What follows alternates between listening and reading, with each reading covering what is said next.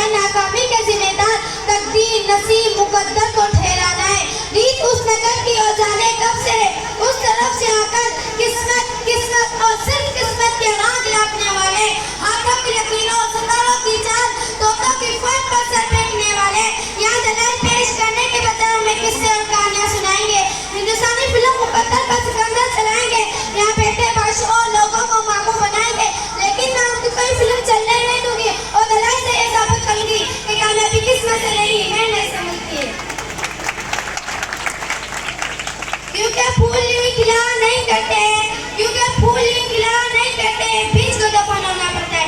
सदियानुकात कामयाबी इज्तिमाई है इंफरादी, दुनियावी है आखिरी, उसका ताल्लुक सिर्फ और सिर्फ मेहनत है। इंसान जान पर कदम रखने में कामयाब हो तो वजह किस्मत है मेहनत। इंसान इंसानी जिस्म के अज़ा की पाबंदी करने में कामयाब हो तो उस वजह की कोई तकदीर नसीब मुकद्दर बल्कि तहरीक पाकिस्तान में शामिल लोगों की मेहनत मेहनत सिर्फ मेहनत। अब से शिकवा तकदीर यज़्दा, अब से शिकवा तकदीर यज़्दा, तू खुद तकदीर यज़्दा क्यों नहीं।